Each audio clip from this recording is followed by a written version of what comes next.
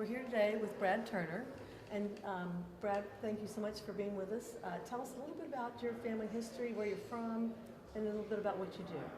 Well, I'm from Plant City, and I'm a fourth generation grower. Oh, wow. My ancestors, start with my great grandfather. He was a packer shipper grower. He had Cary Fruit Company, and he grew watermelons down the middles when they plant a new planting of citrus. After they push up the virgin ground, they could grow row crops for a time in the soils in the middles. He did that. My grandfather was Hammond Turner. Okay. He was a grower, shipper, packer. T&T Fruit Company was the name of his company. Now, was that one of your labels, right? TNT? Yes, okay. yes. Yeah, my great grandfather was George Cary, Okay. and that was my grandfather Hammond Turner married into the Cary Okay. family. And So all in that's Plant City area? all in Plant City. Yeah, yeah. Plant City was a pretty big citrus area back at that time. Right. We had pretty good soils over there, real heavy soils. So, and then my father, George Turner, he was a fruit buyer for Lakeland Packing Company, Right, yes. and I think my granddaddy's packing house was probably, that part of our history was over in the 70s. Then I came along and I just wanted to grow. I just wanted to work in the dirt, so I wanted to be in production. So for me, probably from the time I can remember, my dad would take me out on Saturdays as soon as I was big enough to pick up a fertilizer bucket, and we'd fertilize resets on Saturdays when I wasn't in school. And then by the time they thought I was old enough and responsible enough that I wouldn't chop my foot off with a hoe, I'd hoe orange trees, so I was a laborer. Right. And And tell me, how much did you get per row? how much did I get paid? How much did you get paid per row? In the beginning, I didn't get paid anything, but by the time I started getting paid, minimum wage was $2 an hour, so $2 an hour back in those days. But a gallon of milk was 49 cents. Oh my. A gallon of gas was 49 cents. So yeah, so I hoed orange trees, I wrung orange trees, because we didn't have irrigation back then. This was 50 years ago. Okay. We were some of the last to put in irrigation, and So how did you irrigate it back then? we had one block in Hardy County that had overhead sprinklers. Right, mhm. The rest of it, most of them had wells, but we just moved sprinkler pipe when it got Right. so dry that we thought they were going to die, and so that was a labor intensive. That was just to keep them alive. You just had to pull the And pipes so apart we did and then that. put it together. It was probably into the late 70s when we started putting in the micro sprinkler irrigation, herbicide. But tell us, so for those people who don't know, what the process was of moving those pipes and how labor intensive it was, because a lot of people aren't aware of the fact that you actually take them apart and put them back together and move them. Yeah, it was, usually it was to the point where the tree leaves was rolling up looked like cigarettes. Oh That's my when gosh. when it was getting to that point. That's just how it was back then. Right. And so it was a night and day process. It was two different crews, and you'd set up a 6-inch aluminum sprinkler pipe, Okay. 20-foot length. You had to physically move them from row to row. So you'd be watering one section and then moving the other section, and you just kept letting they run for so many hours, and it was a high volume of water, and then you just keep moving them, and it would just round the clock. And was the water coming from a lake or a well that you'd put in? Both. Most of ours were from the well. Right, 'cause I had some people that were from lakes, and that was even worse because they had to go down there and pump it. Yeah, yeah. We actually used to get spray water from a Oh, lake did that ya? didn't have a well in it. Yeah. Yeah. So a lot. Those. I mean, you talk about a lot of hard work and hot sun in Florida. That was it. Yeah, and that was only 50 years ago. So, Right. I mean, it wasn't that long ago. I mean, I don't feel like I'm 60-something years old, but it was a long time ago. I get it.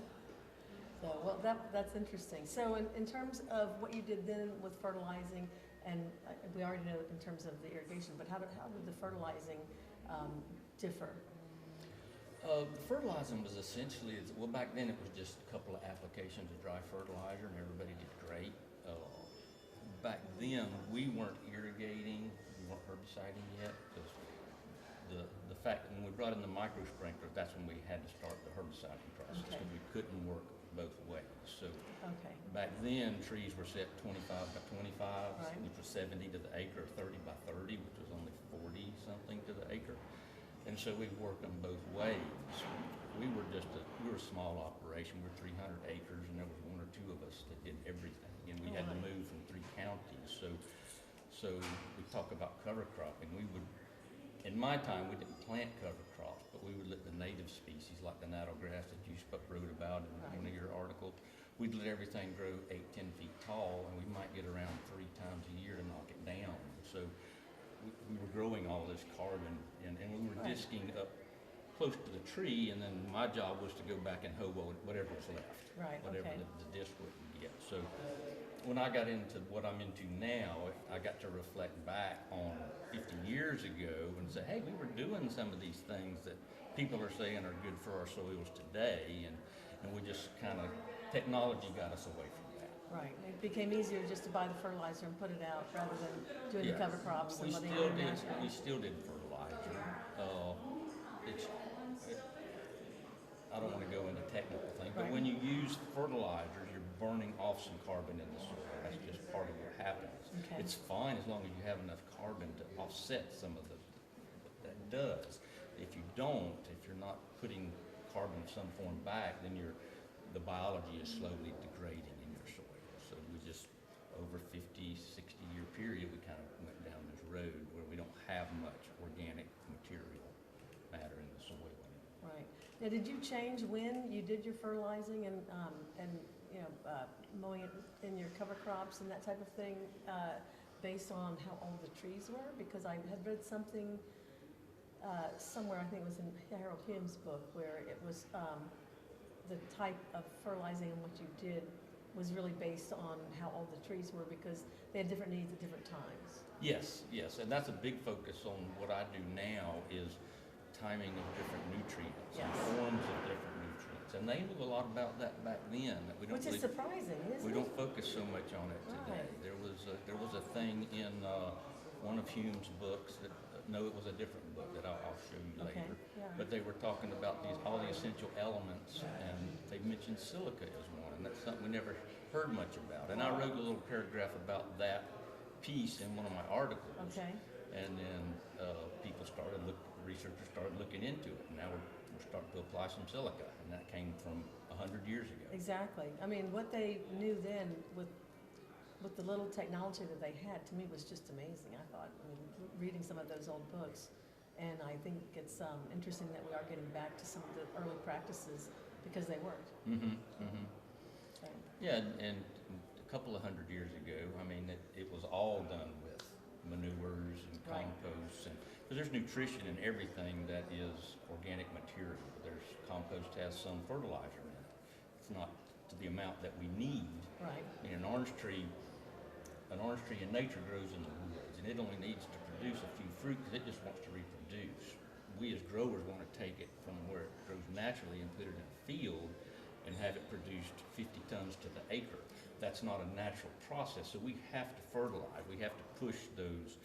So in my world, how do we push them and still take care of all their needs to get them as healthy as possible? Now, in terms of HLB, and I know a lot of the trees that were hurt the most were a lot of the older trees. How are you combating that with what you're doing now? I kind of look at all the trees the same. I have an affinity I have some clients and some growers I work with where they still have some 70 and 80-year-old trees. Really?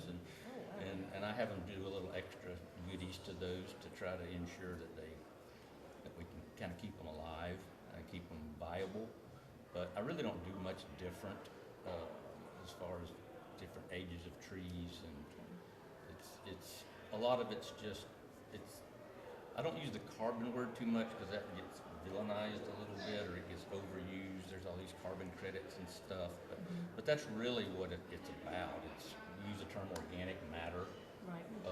But some of that is available to the tree, and some of it is not available for years to come. So there's a lot of science in it, but that's what I'm into now is the science part. Well, I think that's interesting. So when you were talking about doing the watermelons, I know they have to be rotated. They can't be on the same ground every year. They have to move around. Right. But is that something that helped the citrus crop when they were growing in the rows? Because I found that was interesting. Yes, that's a cover crop. It's a crop rotation. It's kind of a monoculture, but they would have weeds growing out there, which the weeds are doing some good. Right.